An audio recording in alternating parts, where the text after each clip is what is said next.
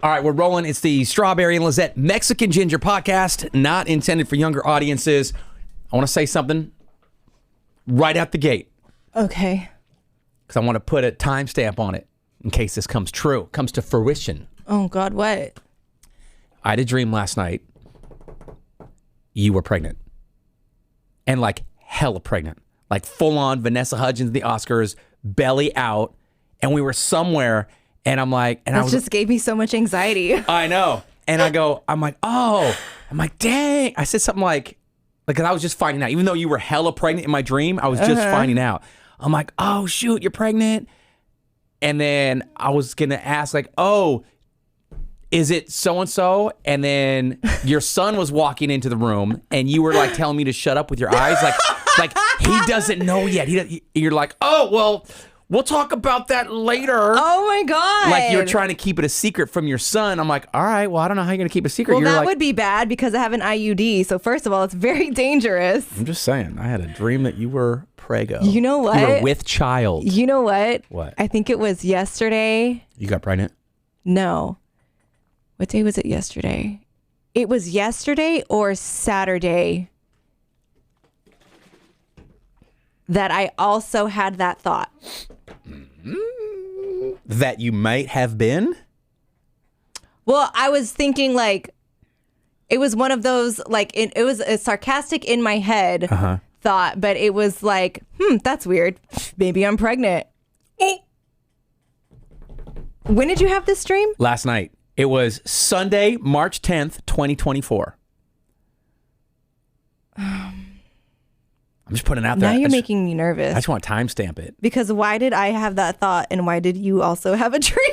I don't know. But you know how they say, like, people who like are really into like dream interpretations. Yeah. Everything is symbolic. Right. So it could just mean good luck is there's on the way. New beginning or Yeah, something. something like that. With a baby. That's talking about a new beginning. So I just want to get that out there in case I was right. Wow. Yeah. Interesting. Okay. I wrote that down. Well, LL Prego in my notes. Noted. I want to go back to the girl we talked about briefly on the radio today. Okay. Because I think there was a lot more that we could have gotten into. But, you know, certain things we can't say on the air. That's why we do this uncensored podcast. So here's a TikTok I found, and we'll kind of like, we'll step through this. Whoops. So it's a girl saying, hey, if your fiance went to Vegas this weekend, chances are he cheated on you. Like, I hope this message finds you. So here's how the video started. If your fiance just went on his bachelor trip to Las Vegas and was at the MGM Wet Republic pool yesterday, Sunday, March 9th, he cheated on you. Okay, so first off, and you know the rest of the story that she's going to tell, 'cause we heard it. Do you think this is true, or she's just out here trying to get clout, trying to get people to retweet her and repost her and like, oh, I hope you find him? It could be true, but I'm not sure exactly what she saw that's making her, you know what I mean? Yeah. What does cheat mean to you, lady? Right. Because in the rest of this video, she talks about how this guy was very flirtatious and he gave out his Instagram. But like, he's a bachelorette party, he's in Vegas, a bachelor party. I mean, I still would be pissed. Sure. But he's probably drinking, like, hey, just frolicking with the females, but yeah, he didn't impregnate them. Maybe. Here's the rest of the video. And also, I went to test the waters because I wanted to find out his Instagram so that I could DM you. It's great. She's such a hero, by the way. Right, girl, stop being messy. I wanted to go test the waters. Yeah. Like, shut up. I felt the need to insert myself into the situation just Who to are save you? you. Exactly. Honestly, you could have not inserted yourself in the situation. You could have not ever made this video. And if he did, I would be fine never knowing. Right. I don't need... You don't need to know. I don't want to know. No. You know? Not all heroes wear capes. Right. And so I went over and I just said like, hi, like, where are you from, whatever. And he was super flirty and didn't. And I said, oh, are you the one getting married? And he said, supposedly, something like that. Their entire group was wearing pink hats. Which is funny. Just a bunch of dudes at the pool party wearing pink hats. Right. It's kind of funny. And I have his Instagram. I don't want to like out him in case I get like sued or I don't know. So stupid. But if you think that this could be you, message me or comment and I'll send you his Instagram and you can tell me. Anybody who messages her, oh, I think that's mine. Here's his Instagram. Right. Right? Like no proof at all. Right. She's so lame. Hold on. Yeah, that's all. His name rhymes with Cat Sadams.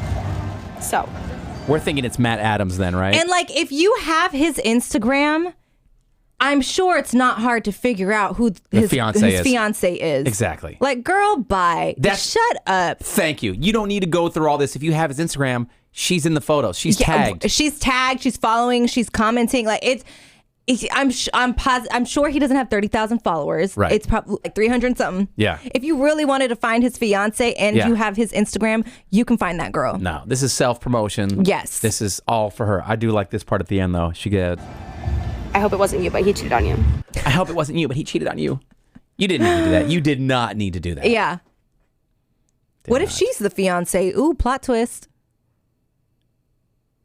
Trying to out her man in a like subtle way? No, just trying to like fucking go viral. I don't know. Oh yeah, maybe. You know? What if this guy doesn't even exist?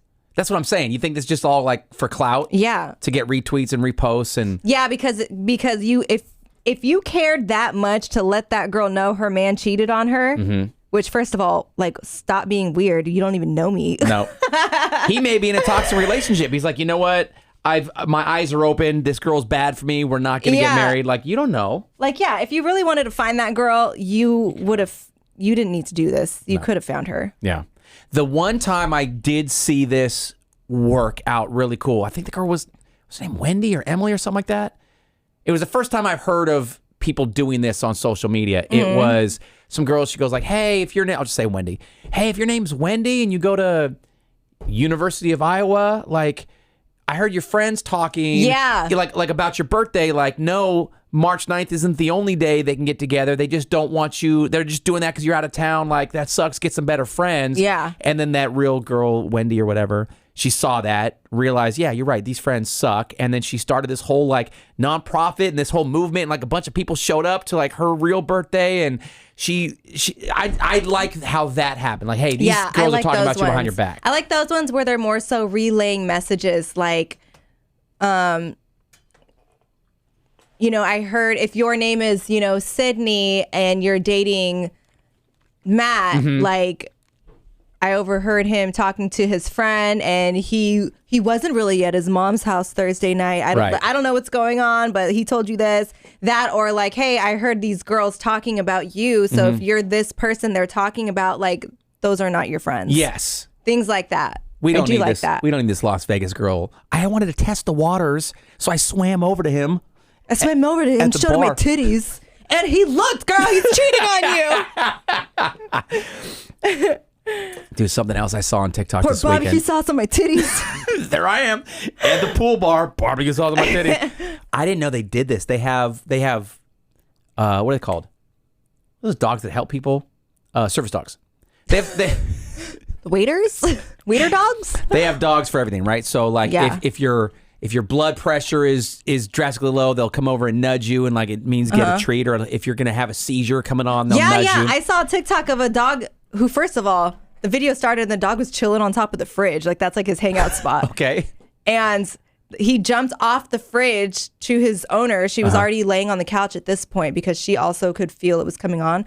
And the dog, on his way to her, stopped at like the entertainment center, like where the TV is, grabbed a pill bottle and brought it to her because she's supposed to take them when there's one coming like on or something. Yeah, when it's being triggered, she's supposed to take like this preventative medicine. Then the dog's trained to like, oh shit, I can sense that you're about to have one. You need to get this medicine. But it ended up like not working out because the seizure was worse than anticipated, and the medicine, even though the dog brought it to her, wouldn't have helped. So. Did she die? No, she didn't die. Oh, because I was like, who posted the video then? No, she did. She posted the video. But she was just showing how the dog watches her, brought her the pills. Yeah. When she didn't take the pills, the dog laid on top of her. Yeah. Hump her face. Crazy.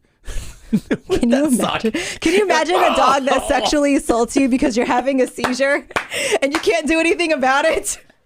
Rapey ass dog. He's like, you're about to lose all consciousness. You don't want to be awake for this. Gross. Well, you're disgusting. Why would you say that? I don't know why you mentioned that. Anyway, so there's service dogs for a lot of stuff. There is a video I saw. This guy has schizophrenia. What?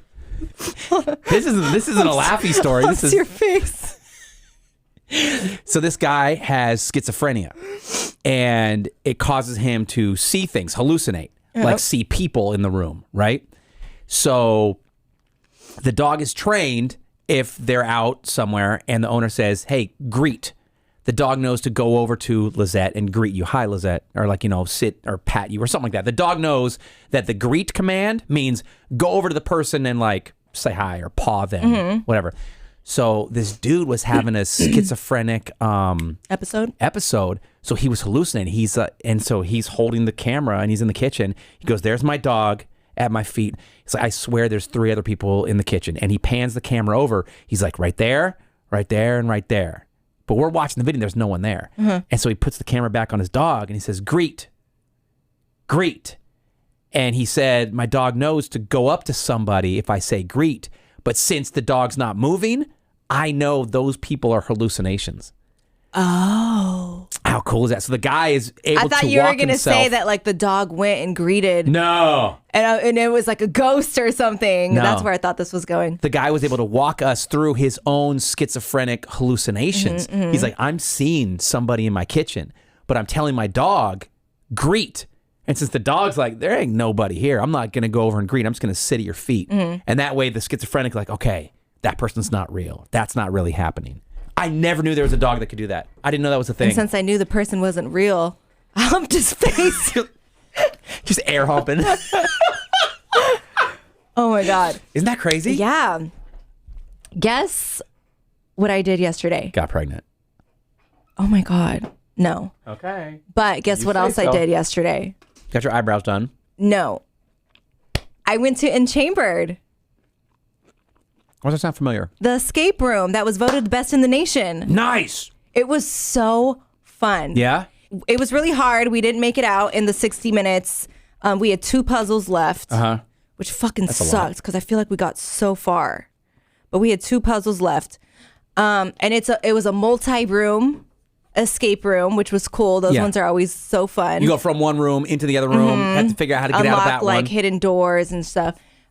It was so fun. We did the one called Whispering Halls. Okay. It was between Whispering Halls, Containment Breach or something. Okay. And Skull Witch, right? And me and my sister were like reading the description.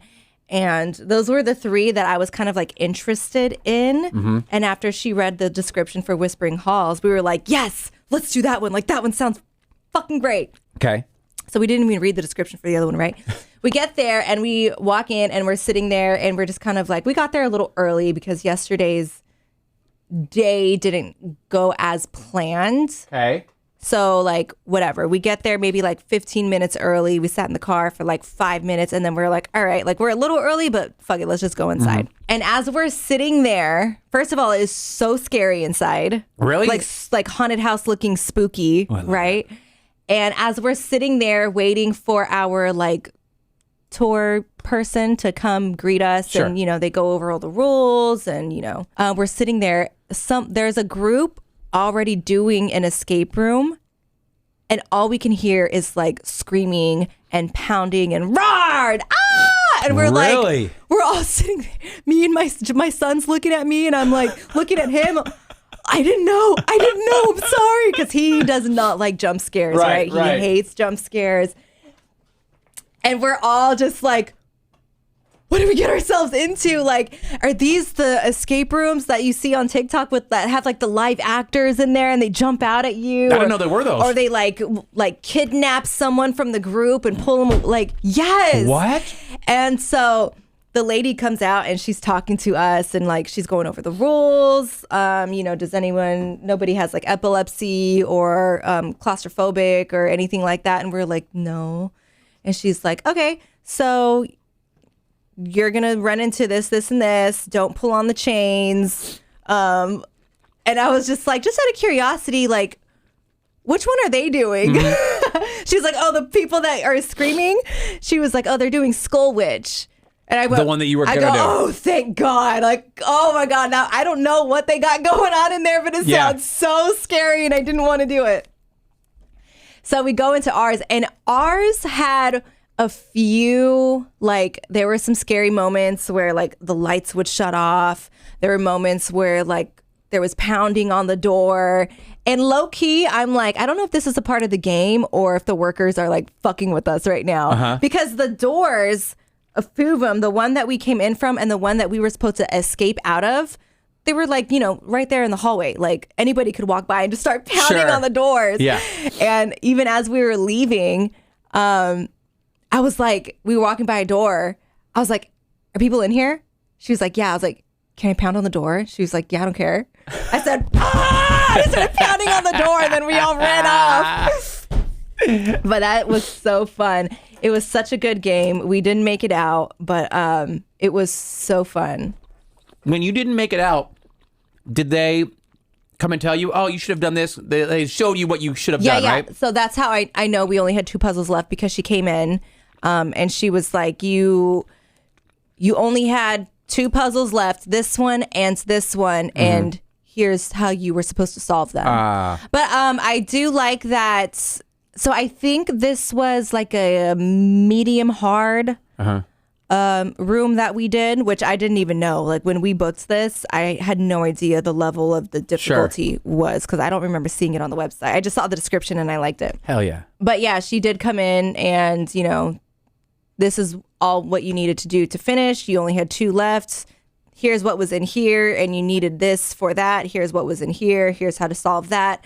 But yeah, but we did, I feel like we did pretty good. Nice. And it's unlimited hints. Oh, do you radio them or like, hey? There was a phone in there. Okay. There was a phone in there. It was unlimited hints. So that was cool, because like at a certain point when you feel like you've been stuck for so long, like I don't think anybody walks in there ever wanting to actually use their hints. Sure, like, nobody. You want to figure it out on your own. You don't want help. You want to be able to have gotten out. But at a certain point where you feel like you're really just fucking stuck, and then it's like, you guys, we have 15 more minutes and we haven't made any progress in 10. Sure. Like, you know what I mean? This is a 60-minute room. That's really not that much time. So you get to a certain point where you're like, fuck it, like, go get a hint. Help me so out. Yeah, there was a little landline phone in there, and you just pick up the phone, and then she would. We'd done the walkies before, but there's a little. This one had a little landline. We all had little lanterns that we had to use because it's pretty dark in there. So our story. Cool. You know what? I'm going to. I think that's the one that Nick went to. Our buddy Nick, who we went golfing with. Chambered. What did I say it was called? And chambered. No, but the room? Witch? Something on a witch? No, Skull Witch. Air Hump? Enchambered. Whispering Halls. That's what it's called. God damn it. Dog in your face? Whispering Halls. Okay, so I'm going to read you the description. And tell me if this doesn't sound so fun. Okay. Your group has been summoned by the caretaker of an old Victorian manor. Ooh, I like that. It seems that the property has a problem of the paranormal kinds. The mansion was built by a prominent clockmaker and inventor for his wife and young daughter. The family was plagued by sickness and death after its completion in 1890. Okay. The house has had a long history of owners going mad and vanishing without a trace ever since. Due to its reputation, the manor has been abandoned for years. As members of a paranormal investigations unit, you jump at the chance to try out your new ghost detection gear. On arrival, you are escorted to an old 2-story library adorned with books and curious artifacts from the previous owners. Your gear... We weren't given gear either, by the way. Your gear crackles to life as a storm rages outside. The mansion creaks and the winds howl around you. The caretaker leaves you to your work. His last words ring in your ears and as a chill runs down your spine. I hope you can help us on this night no one has ever lasted past midnight. The door slams behind them. The floors shake, and you can hear the loud rumblings of some ancient device inside the walls with a loud crash. The door is sealed shut, and then the whispers start. There were whispers in there. That's so cool. You look to the others in your group. What have you gotten yourselves into? The grandfather clock chimes 11 p.m. You have 60 minutes until midnight, and you are not alone. Your group must solve the mysteries of this old house and find a way to escape before the clock strikes midnight. You must work as a team, and communication is key. You know, this is not the story that they told us in there. No? But this is what I read. when we got there, you know how they always give you the story also? They Sure. take you to your room and they're like, okay, so here's the story and this is, your mission. She did say that it was the guy was like an inventor and a clockmaker and stuff. I think he said his wife, he was working on a clock to slow down, essentially to time travel. Okay. We had to like find our way out of this mansion, out of the house, before midnight. Otherwise, we were going to be stuck there. This kind of sounds like, what was that show we watched? Haunting of Hill House? Yeah. Kind of like that show. Not really. Remember when we were in Seattle? No? Okay. I know what you're talking about. But yeah, she told us that we had to like solve everything because he invented a time traveling clock because his wife died and his daughter was really, really sick or something. So he was trying to like slow down time or go back in time. And so we had to make it out of the mansion within 60 minutes. Otherwise, we were going to be stuck in this time travel. That's what they said in there. That sounds fun. That sounds like a fun escape room. So fun. Do you remember when we went to brunch? I don't want to use this guy's name or the place we went. It was... The waiter? Yeah. Yep. Yes. Let me tell you, first off, guys are just whores. Like dudes, single dudes, whores. Yes. Yeah. I don't want this person knowing that we're talking about them. We go to brunch and there's a bunch of us. Lizette's one of them. My beautiful fiance meets us like 15 minutes after we get seated. Mm-hmm. So big table, a lot of people. We're talking. Somebody who works at this restaurant knows my fiance. Comes over, they start talking, but I'm in the middle of a conversation with you and Daryl and all these other people. So I guess what happened was this dude goes, "Hey, that guy," and I know she called you afterwards, so if I'm leaving stuff out, let me know. She goes, "Hey, who's this cutie? He's so nice. Like, we were waiting. You guys had like a long wait to get a table, and he was super nice. Like, it's great. Like, he's cute. Like the other waitress He's telling likes this to him." your fiance. Yeah, not knowing that we're together. Right. Thinking that you guys are just friends or just know each other or something. He's like, "Who's that guy sitting next to you? Yeah. He's so nice." And like, I think he likes the me. host. The hostess said he was super polite, and which is great because people suck. Like they get mad if they have to wait for a table. Like, I love that. I love someone who's patient. And so then she's like, yeah. And she goes, and the guy goes like, "What's his name?" or something like that. And my fiance goes, "Wait, which guy?" Because there's like 6 dudes at the table. Which guy? And he goes, "That one right there." And she goes, "Oh, that's my fiance." And he goes, "Oh." It's like, I was going to ask you like to hook us up or to introduce us. And then, so as my fiance telling me the story later that day, I'm like, hell yeah. Right? Like, I'm like, all right, cool. Like, I still got it. Still got it, of course. The waitress thought I was cool. This gay dude thought I was cool. I'm like, this is awesome. Like, good hit to the ego.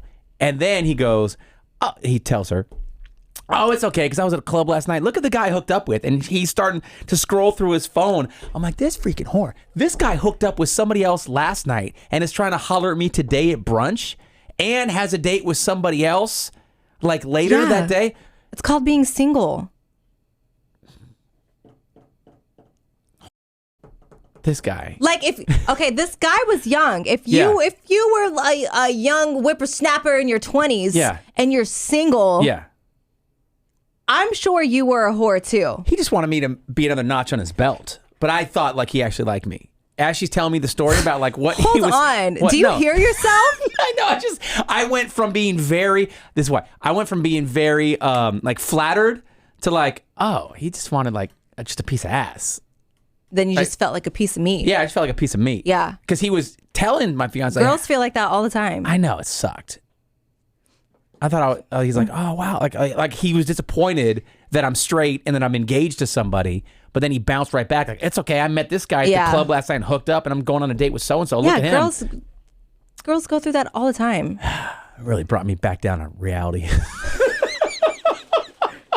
You get used to it, It gets to a point to where like you already know what it is, so you're either cool, you're down with that, or just don't even bother. Like, don't even open that door. Yeah. If you're gonna get your feelings all hurt, you know what I mean? Yeah. No expectations. You got to go through life with zero expectations. No regrets. And zero feelings. That sucks. Well, you got to because of how these motherfuckers are these days. I Like know. just like that guy. Yep. What? I'm not going back there again. He lost a good thing. He missed out. Yeah. Yeah. Agreed. There's several reasons. There's several reasons why it's not going to work out between us, but that's one of them. Because he didn't just hump your face. Air hump my face. We're closing in on 30 That's the minutes. name of this podcast. Hump your face. Hump your face? Okay, we'll do hump your face. I'll write that down. Why not?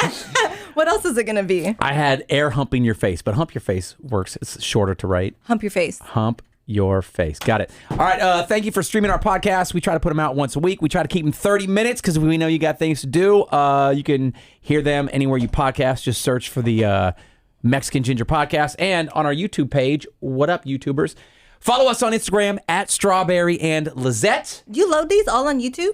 Yeah. Thanks for watching. Like, Thanks for. That's why I record them. That's why I got the cameras going. I thought they were just like for clips. No, I haven't. That's too much to go through for clips. I haven't posted any clips. I just post the whole thing on YouTube. They get good traction too.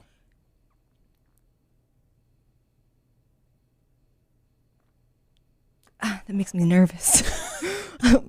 What have I been doing? Eating a lot. I'm at Lizette Love. What am I saying? Your Instagram. I'm at Lizette Love, LIZETTELOVEE. I've been up since like 6. Yikes. I'm at Strawberry Radio. We'll talk to you next time and we'll find out if Lizette's pregnant or not. Bye. I don't think it happens that fast.